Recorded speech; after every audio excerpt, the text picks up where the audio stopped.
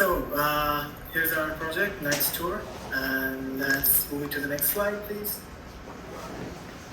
Okay, so what is a Nights Tour?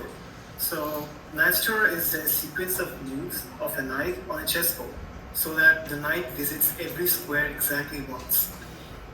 So the knight cannot move to the same square twice. And there are like two kinds of Nights Tour. One is open Nights Tour and a closed Nights Tour.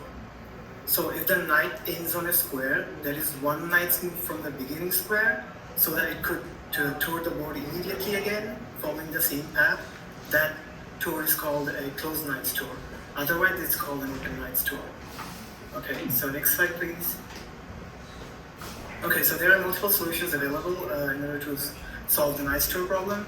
There are brute force algorithm, divide and conquer, one-stop rule. One-stop rule is basically a heuristic to find a single tour. So what it does is like it moves to the square where it has the fewest number of moves. So let's say there's a one square where the knight can move like 3 more squares, and there's another square where it can move like 5 moves. It has 5 moves. So it will choose the square where it has only 3 moves. So it will only choose the fewest number of moves. And there are finally solutions of neural network. Next slide, please. Okay, so our approach is kind of the combination of divide and conquer and one-stop rule. So first of all, we divide. So let's say we are given an arbitrary size of board. So like, for example, 25 by 25. So we divide that board into smaller boards. Then we pass that smaller boards into like DCP workers. So there are like multiple DCP workers. We send each board into different slices to the workers. Then each board will be solved individually using the one-stop heuristic method. And then after we have the solutions from all the board, we return from the work function and we merge all the boards together and generate a solution. So next slide, please.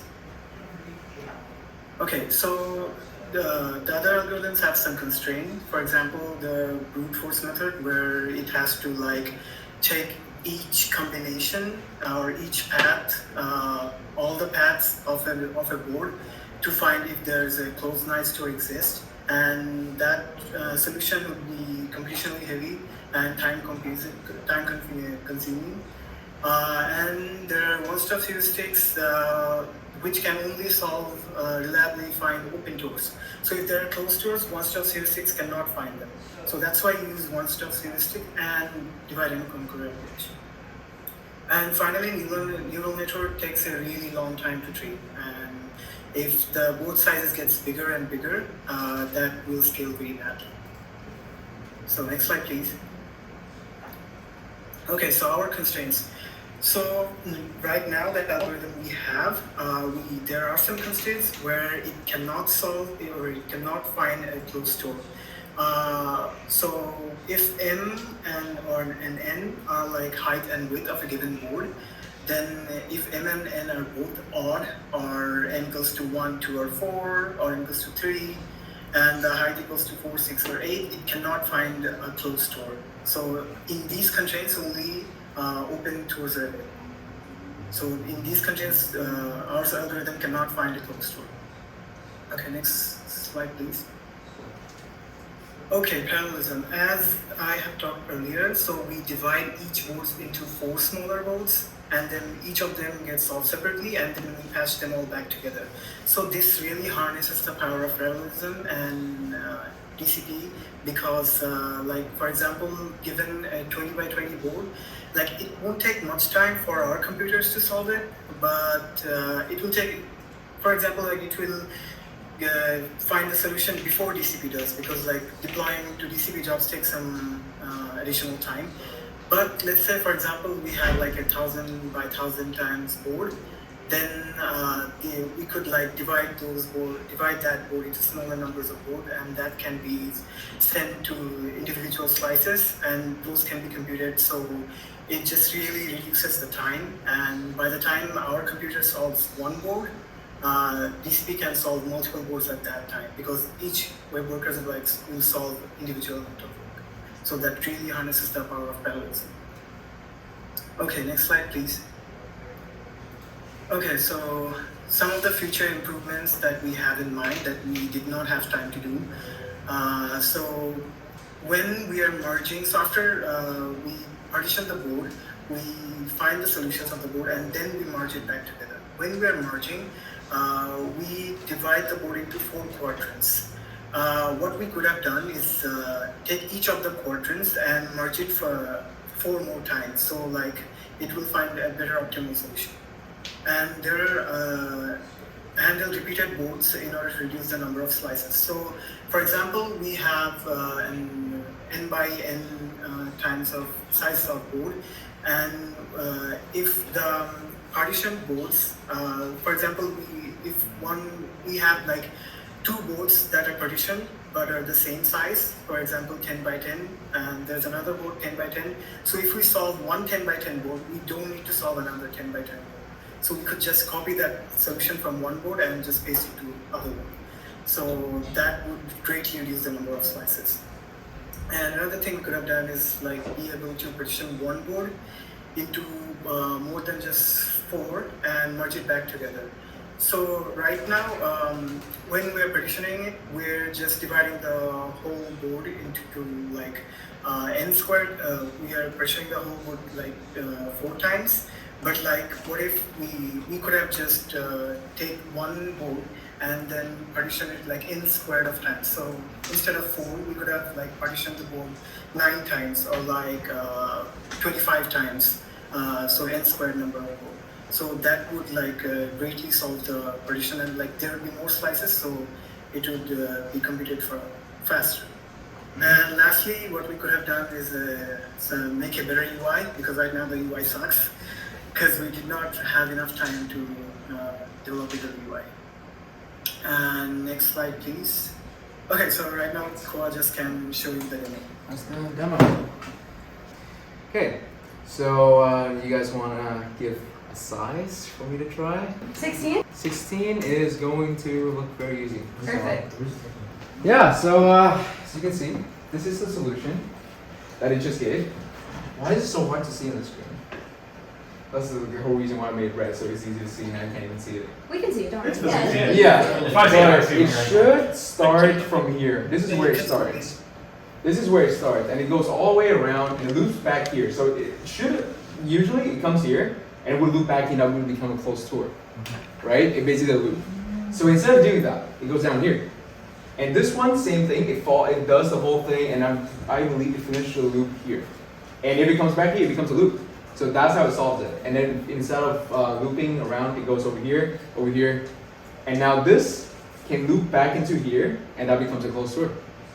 Now this whole board is now a closed tour. So all the algorithm is looking for is a pattern in the middle here. So the pattern, it should go from here to here, and I believe here to here, and actually here to here.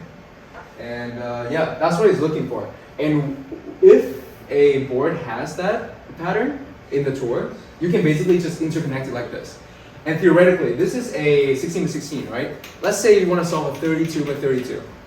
And what would you do? You can basically just have this whole thing, put over here, down here, and then do the same thing in the middle.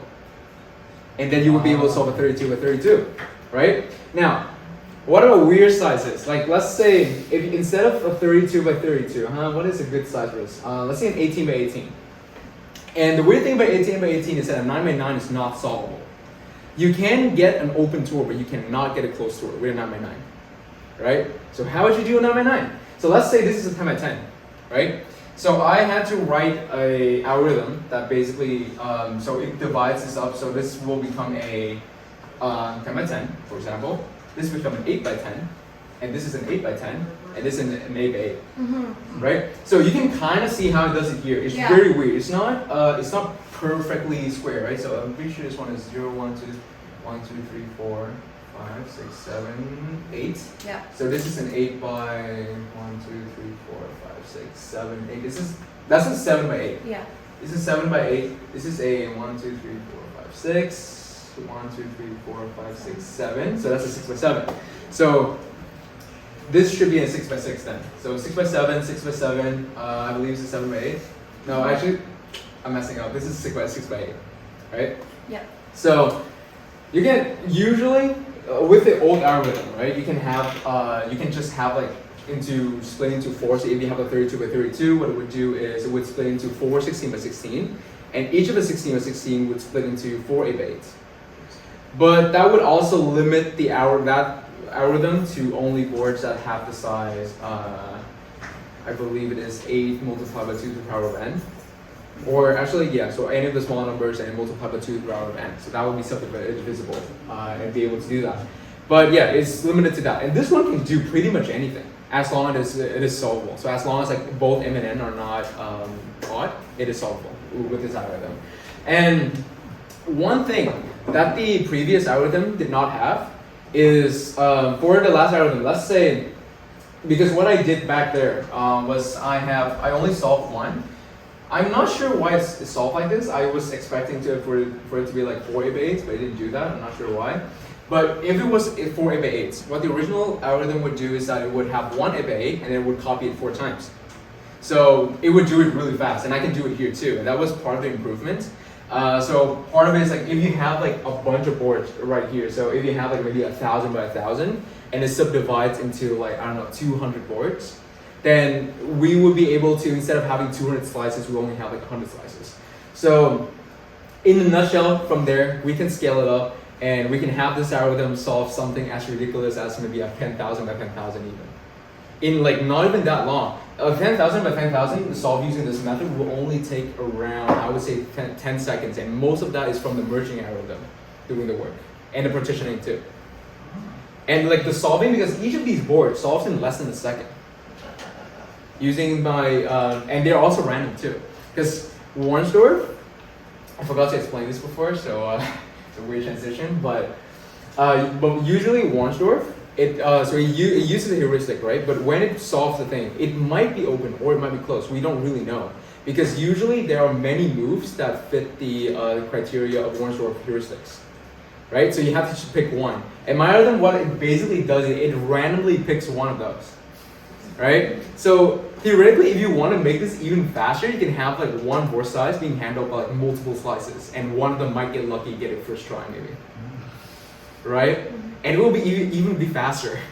So that is also like an idea to do. So if you guys think about Vogelsort, it's kind of a very stupid algorithm, right? This is basically it, but it works.